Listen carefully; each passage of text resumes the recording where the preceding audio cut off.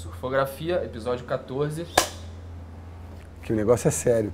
Trabalhamos com craquete. Surfografia, novo episódio. Teremos aqui um apanhado de como está o ranking do Challenger Series depois do US Open, que rolou em Huntington Beach. Quarta de 6 etapas do circuito. Então o ranking agora realmente está ganhando corpo. Vou falar também da minha experiência e, obviamente, do campeonato em si. Itacoatiara Big Wave, que rolou em ondas assim muito pesadas, um evento épico que a gente está entendendo como um divisor de águas nesse cenário do surf de ondas grandes no Brasil. Acho que serve de referência também para muita coisa que pode acontecer no mundo. Foi específico de Towin. Terceiro assunto desse 14º episódio, uma preparação, uma análise da etapa do CT, da nona e última etapa da temporada regular, a partir do dia 20 de agosto em Cloud Break nas Ilhas Fiji. São 3 assuntos principais e botar uns penduricalhos no meio do caminho também. E aquela história de sempre que precisa ser repetida, se inscreva no canal, ative as notificações, comentem e principalmente compartilhem nosso conteúdo para o Surfografia chegar ainda mais longe, construir essa história juntos.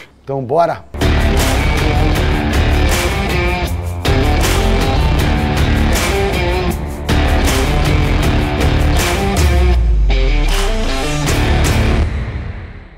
Então vamos nessa para o US Open of Surfing, Huntington Beach, Califórnia, Estados Unidos. A gente teve as 2 primeiras etapas do circuito do Challenger Series disputadas na Austrália, Snapper Rocks e Manly. A terceira em Balito, na África do Sul, e agora essa quarta nos Estados Unidos. Ficam faltando então a etapa de Ribeira de Ilhas, Ericeira, Portugal, e a última em Itaúna, Saquarema, Rio de Janeiro, Brasil. Se o retrato do momento se mantiver para o final do circuito, a gente vai ter um reforço significativo na seleção brasileira no Championship Tour na próxima temporada. A gente tem um quinteto garantido via o próprio Championship Tour. Felipe Toledo, Gabriel Medina, João Chianca, Iago Dória e Ítalo Ferreira. Então esses 5 devem ganhar o reforço de pelo menos 5 surfistas. No momento, a gente tem 5 brasileiros dentro do top 6. A linha que classifica é composta por 10 nomes. Então a gente tem na liderança ainda o Ian Gouveia, que foi o primeiro já garantido na Elite na próxima temporada, bem distante, inclusive, do segundo colocado, que é o Samuel Pupo. E a gente tem na terceira posição agora o Jorge Pitar, o australiano. Em quarto, o Alejo. Em quinto, o Michael Rodrigues. Em sexto, o Miguel Pupo. Isso é muito sério. E na sequência, 7ª colocação em diante, a gente tem o Jackson Burt de Barbados. Em oitavo, Mike McDonald. E a 9ª e 10ª colocação estão sendo ocupadas pelos 2 finalistas do US Open. Chegar à final de um evento do Challenger Series projeta a galera lá para as cabeças do ranking. Então, o Alan Cleland Jr., que foi o grande campeão, o mexicano, primeiro mexicano a ganhar um campeonato do Challenger Series desse status, independente da nomenclatura, na época dos primes, do QS, a gente nunca teve um mexicano alcançando esse nível de sucesso. Agora é o 9º colocado do Challenger Series e ele subiu simplesmente 42 posições com essa vitória. E o vice-campeão foi o francês Marco Mignot, que subiu um pouco menos de posições, mas teve uma ascensão meteórica também. Elevou a sua posição no ranking em 26 posições. 10 mil pontos que ganha o primeiro colocado, um campeão de uma etapa do Challenger, e o vice-campeão ganha 7.800. E já estão aí dentro da linha de corte para a classificação para o Championship Tour de 2025. Então a gente tem agora Portugal e Brasil, Saquarema, e a galera pode descartar 2 campeonatos. É por isso que o Ian Gouveia já está garantidíssimo para o CT de 2025.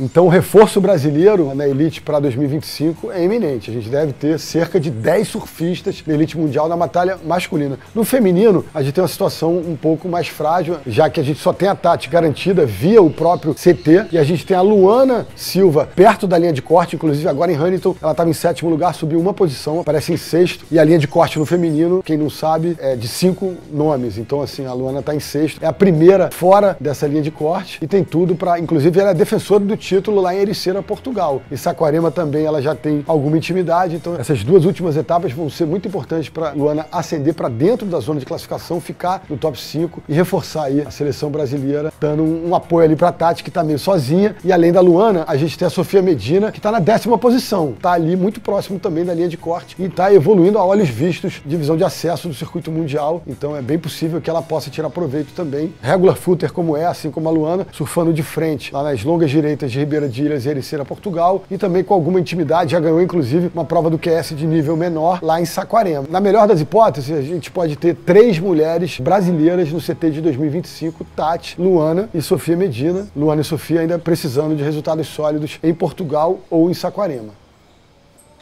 É tão difícil, né, fazer um evento de ondas grandes, diferentemente das etapas convencionais de surf de ondas pequenas e médias, você tem que lidar com uma previsão que é muito específica. Então não é sempre que a gente tem condições dignas de campeonatos de ondas grandes, independentemente da locação do país, do oceano. Recentemente, eu até trabalhei na transmissão do Itacoatiara Big Wave, que foi uma empreitada, assim, muito especial, histórica. Eu já participo da equipe do Itacoatiara Big Wave desde 2019. E lidar com a logística de um campeonato desse é muito difícil.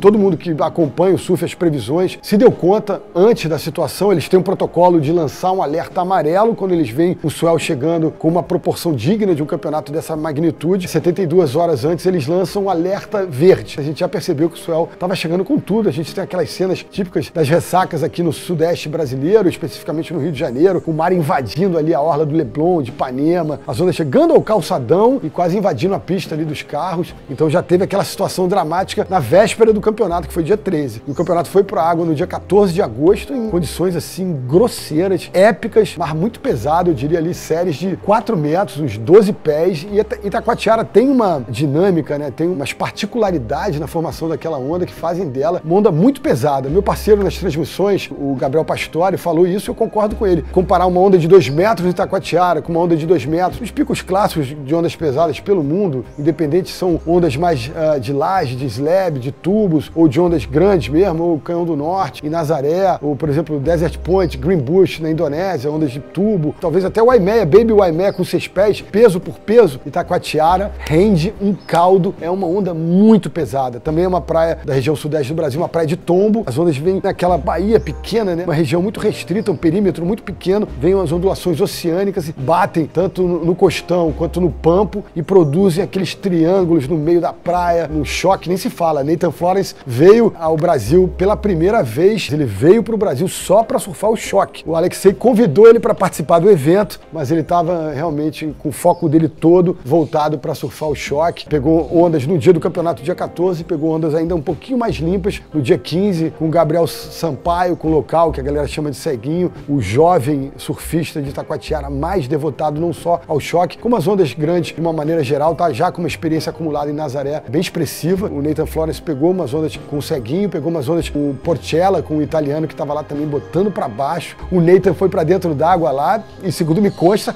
ele pegou uma bomba balançada, mexida, que ele teve um momento de tubo, alguns preciosos segundos navegando por dentro e depois engolido pela onda. Ali não tinha porta de saída daquele tubo de maneira alguma, nem que fosse o irmão mais velho dele, o John, não passaria, não completaria aquele tubo. Pois bem, o Itacoatiara Big Wave produziu umas cenas assim épicas. Teve uma bateria especial das mulheres que roubou a cena de uma maneira muito impressionante. A vencedora foi a Micaela Fregonese, que surfou muito bem, é uma das melhores big riders do Brasil, já está ativa em busca dessas ondas pesadas pelo mundo e devotada à onda de Itacoatiara, já tinha vencido a edição de 2019 e conquistou agora o bicampeonato, mesmo que não tenha sido de forma consecutiva. Ela venceu com muita regularidade, com muito conhecimento de causa. As cenas mais dramáticas da batalha feminina foram protagonizadas por uma argentina, a Usha, e por uma espanhola das Ilhas Canárias, a Laura Coviela, uma menina novinha, magrinha, pequenininha, mas botou pra baixo numa bomba. E elas não estavam conseguindo meio cavar para fugir ali do impacto com aquela crista gigante que quebrava depois que a onda formava aquele pico gigantesco. E as ondas estouraram assim nas costas, tanto da Laura quanto da Usha, essas duas bombas dramáticas. E dá pra ver, se observar com atenção, elas puxam o pininho do colete inflável para minimizar o caldo, minimizar o impacto, minimizar aquela explosão que aconteceu nas costas dela. Foi muito impressionante, a gente se emocionou, inclusive a gente virava o pescoço na hora da transmissão dentro da cabine para entender o tempo de caldo, se elas estavam com a integridade física delas preservada, porque foi muito dramático pra gente que estava na transmissão e para todo o aparato de segurança envolvido no evento. A direção de prova ficou a cargo do Casca Grossa, Big Rider, bombeiro, salva-vidas, Marcos Monteiro, lá de Saquarema. Então a gente teve em todas as instâncias, todas as esferas do campeonato, galera de altíssimo nível, no quadro técnico, na transmissão de uma turma de ponta, de excelência, e é por isso que o campeonato foi realizado assim de uma maneira muito profissional. A gente teve uma audiência muito forte e gerou cenas incríveis, né? É claro que desde o início, quando estava configurado dupla Pedro Scooby e Lucas Chumba, a gente já percebeu que ali tinha uma equipe favorita, mas não estava fácil para ninguém, tanto que, por exemplo, o Gabriel Sampaio fez uma dupla com Pedro Calado, um moleque super local, talentoso, estiloso com um cara que já foi vice-campeão mundial de ondas grandes, e eles tomaram de cara, não passaram nem para semifinal, não foram nem para repescagem. A gente teve duplas de altíssimo nível, teve o Porcello, o italiano, como eu falei, teve gente do Chile também, o Tapia, foram convidados outros surfistas de ondas grandes do cenário internacional, mas um grupo menor que compareceu, é uma dupla portuguesa, um chileno, um argentino e também um italiano, o Nicola Porcella. A final foi composta por 4 duplas e o surf foi de altíssimo nível. Pedro Scooby e Lucas Chumbo fizeram jus ao favoritismo porque surfaram demais. Até no começo da bateria final, a dupla formada pelos estilosos William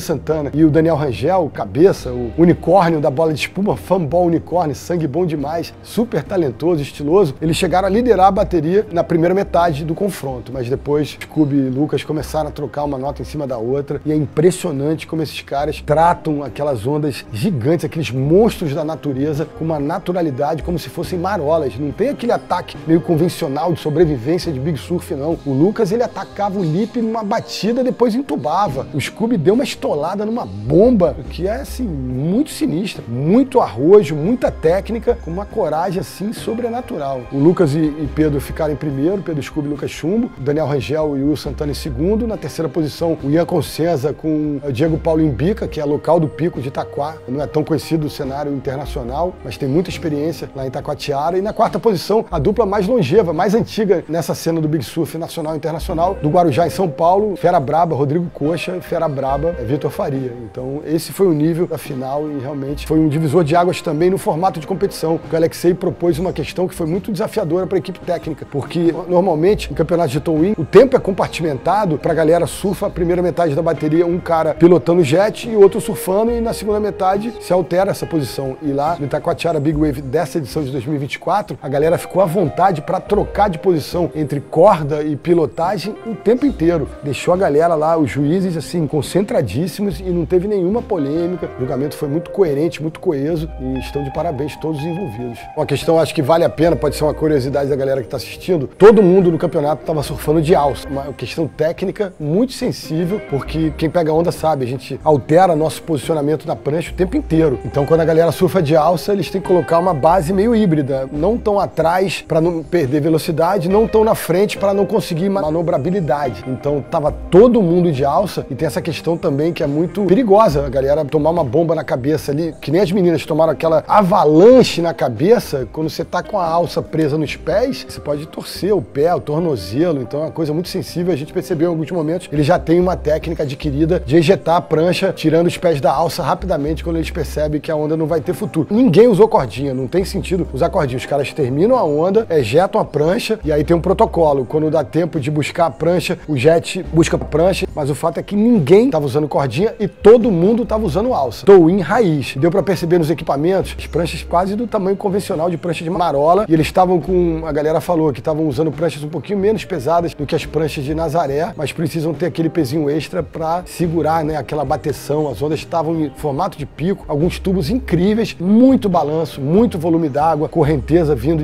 de parte a parte, então é necessário ainda que eles usem essas pranchas com peso extra para eles terem firmeza para manobrar, para trocar de direção, para se manterem de pé sobre as pranchas, que é um desafio permanente. Cara, o Scooby tem que fazer uma nota adicional a essa dupla. O Lucas Chumbo estava fazendo a dupla com o Kailane no cenário internacional. Inclusive, foram campeões mundiais. Então o Lucas deixa o Kailane ali de fora para constituir essa dupla com um grande amigo dele, que é o Scooby. E eles têm abordagens ao surf diferentes e elas são complementares. E também estilos de vida diferentes, né? O Scooby estava praticamente há um mês sem surfar. Ele foi ser repórter lá no Tahiti, voltou, parece que deu uma caída, pegou 2 ondas lá em Itacoatiara e já se conectou com as condições de uma maneira espetacular. O que eles impuseram de nível de surf, coragem aliada à técnica, foi realmente fantástico. Todo mundo que competiu no campeonato está de parabéns, mas essa dupla elevou o sarrafo para um patamar praticamente inalcançável. Eles fizeram 18 pontos de somatório ou mais ao longo de toda a trajetória no campeonato. US Open, IBW e agora o CT. Chegamos à 9ª etapa da temporada regular, a última antes do Finals e Trestles, e a luta pelas 5 primeiras posições, tanto entre os homens quanto entre as mulheres, está pegando fogo. Para se classificar, eu falei lá atrás no Challenge, no masculino são 10 novos surfistas que entram e 5 mulheres. Já a luta pelas posições no Finals é igualdade de condições para homens e mulheres. São os 5 primeiros entre os homens e as 5 primeiras entre as mulheres. Eu diria que existe uma matemática diferente nesse top 10 ali para a galera que está lutando pelas 5 primeiras posições entre homens e mulheres, mas ela tá acirrada, essa batalha, de uma forma muito parecida. Lá no CS eu falei que o Ian Gouveia foi o primeiro a carimbar o passaporte pro CT, beleza? No ranking masculino, o único que já carimbou o passaporte pro Finals é o John Florence, que é o líder, com uma margem de diferença enorme pro Griffin Colapinto, que é o segundo colocado. Então a gente tem, no momento, o top 5 configurado da seguinte maneira: John Florence em primeiro, o havaiano; Griffin Colapinto em segundo, o californiano; Jack Robinson em terceiro, o australiano; Ítalo Ferreira, então agora ele tá em quarto lugar, graças à vitória no Tahiti e a vitória em Saquarema, elevador supersônico, né? 20 mil pontos em 2 eventos. E a gente tem logo na sequência o Ethan Ewing, que foi empurrado para a 5ª posição por conta desse sucesso avassalador do Ítalo nas últimas etapas. Em 6º lugar, ou seja, olhando o top 5 muito de perto, está o Iago Dora. Na 7ª posição, o Jordan Smith, que já foi 5º colocado, já esteve dentro do top 5. E em 8º lugar, o Gabriel Medina. Então eu diria que na batalha masculina a gente tem esse top 8 lutando as outras 4 posições no Finals ainda para jogo. É claro que matematicamente a gente ainda pode ter não só Ítalo Ferreira, como Iago Dora e Gabriel Medina fazendo uma blitz brasileira, formando esse trio dentro do Finals. Mas é muito difícil que os resultados aconteçam para os 3 e que não aconteçam para aqueles que estão lutando contra eles dentro desse top 5, próximo do top 5. Eu diria que é uma tendência que a gente tenha 2 brasileiros dentro do top 5, e Cloud Break nas Ilhas Fiji é uma etapa muito especial. O Gabriel Medina, no retrospecto, é o melhor que tem, nível Tahiti quase, né, do Gabriel lá em Fiji. Mas Iago Dora e Ítalo Ferreira também não tem um surf que se adequam, se encaixam de uma maneira muito especial com as ondas de Cloud Break, então a gente pode ter resultados expressivos do trio brasileiro e eles podem ascender ao top 5 e o Ítalo pode se confirmar, se manter dentro desse grupo. Para vocês terem uma ideia da matemática, o Gabriel tem 28.990 pontos. Se ele vencer a etapa de Fiji, o Griffin Colapinto, que é o segundo colocado, por exemplo, tomar de cara, o Gabriel pode chegar, inclusive, à vice-liderança do ranking. É claro que é uma combinação que é um pouco difícil de acontecer, não do Gabriel ganhar, mas do Griffin perder de cara. Mas é só para dar uma noção de como ainda tem espaço para mudança dentro desse top 5 e como o Brasil, com esses caras fabulosos que são o Gabriel, o Ítalo e o Iago, pode ainda ter uma presença assim maciça dentro do Finals em setembro, e eu acho que a gente deve observar essa etapa de Fiji com muita atenção.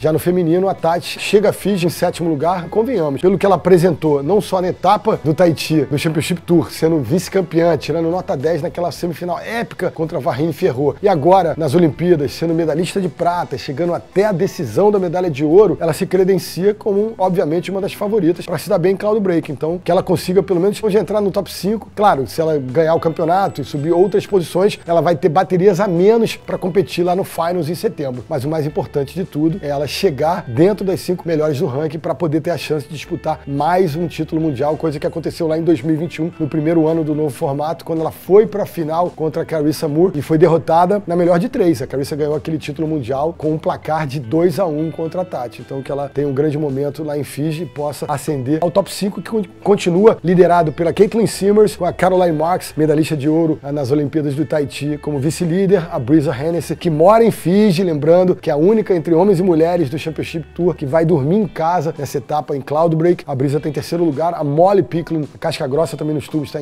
na 4ª posição, e a Gabriela Bryan, a havaiana também do Kauai, como a Tati, criada no Kauai, óbvio, a Tati é brasileira, mas a Gabriela Bryan está em 5º lugar, ela que fecha o top 5. A Joanne Defé está em 6º lugar e a Tati Weston Webb está na 7ª posição. A Tati está a 2 posições, tem a chance de disputar mais um título mundial, mas se a gente olhar esse top 5, esse top 8 das mulheres, porque depois da Tati em 7º lugar, a gente tem a Sawyer Lindblad, a californiana, que teve uma ascensão meteórica recentemente, aparecendo entre as 8 melhores. A disputa entre elas está muito acirrada e a Tati tem potencial para fazer muito bonito em Cloud Break, nesse tipo de condição de onda em esquerdas de consequência, em esquerdas tubulares. Então, as melhores vibrações para a Tati, e que ela vive um grande momento lá em Fiji e possa, de fato, disputar mais um título mundial. Se ligaram onde o Ítalo Ferreira foi fazer o treino dele para a etapa de Fiji? Indonésia, especificamente Desert Point. Primeira vez do Brabo, campeão do mundo de 2019, primeiro campeão olímpico em 2021, então escolheu uma onda ali desenhada assim, com muitas similaridades com a onda de Cloud Break, né? Uma esquerda longa, claro que Desert tubo é um desafio permanente. Eu acho que Cloud Break, a gente, entre os tubos, eles podem fazer manobras de arcos mais amplos, rasgadas, né? Uns ataques de borda em maior número. E é impressionante, né? A capacidade técnica de um cara como o Ítalo. Surfa em Desert Desert Point pela primeira vez, como se aparentasse já ter várias temporadas nessa esquerda fabulosa. O Ítalo se adiantou para Desert Point. O Iago Dora, por exemplo, fez um pit stop na Califórnia, pegar as marolas impressas, mas especificamente foi lá pegar umas pranchas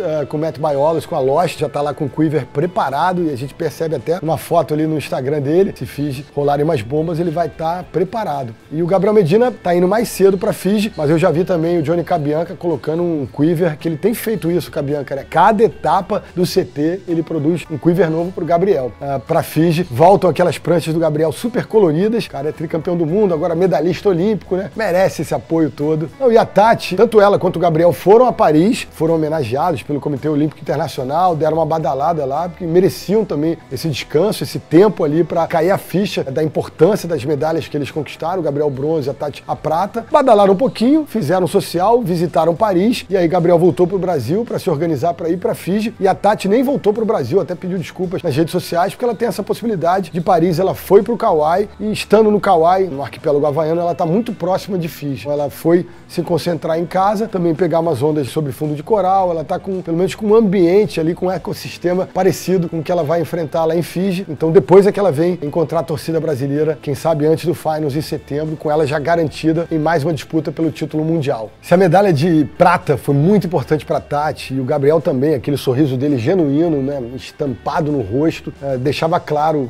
a importância que ele estava dando para aquele momento, para a conquista do bronze. Vocês imaginam o que está acontecendo de transformação na vida do Caio Livassi, medalhista de ouro, tahitiano. Foi para Paris, pegou umas ondinhas lá no Sena, né, no rabo da marola ali da lancha, e foi lá, badalar, deve estar sendo assediado por diversos veículos de mídia, por novos patrocinadores. Realmente a vida desse moleque vai ser dividida entre antes e depois da Olimpíada de Paris, mas o surf realizado no Tahiti. Viram que tem um elemento novo aqui, né? Tocando o telefone. Vou atender, né? Será que é alguém da WSL? Notícias direto do front? Alô? Alô? Sou eu. Ah, tá. Não. Valeu. Estão pedindo para terminar, galera. Então, valeu. Vou terminar assim. Peraí. É isso, para quem chegou até agora, os vídeos são sempre longos, mas são dinâmicos, então agradeço a quem chegou até o fim e que venham altas ondas lá para Fiji, para Cloud Break, que os brasileiros possam brilhar intensamente, que a gente tenha um campeonato de altíssimo nível, e no próximo episódio a gente já vai trazer quem se deu bem em Fiji, como ficará configurado o top 5 entre homens e mulheres, e a gente já vai ficar na expectativa das decisões de mais títulos mundiais aí no Championship Tour da World Surf League. Beleza, galera? Obrigado pela audiência. Solta o verbo aí nos comentários, se inscrevam no canal, ative as notificações e principalmente compartilhem nosso conteúdo aí nos grupos de WhatsApp, na galera que curte surf, pra gente aumentar a nossa rede e o Surfografia ganhar o mundo. É isso. Até a próxima. Aloha!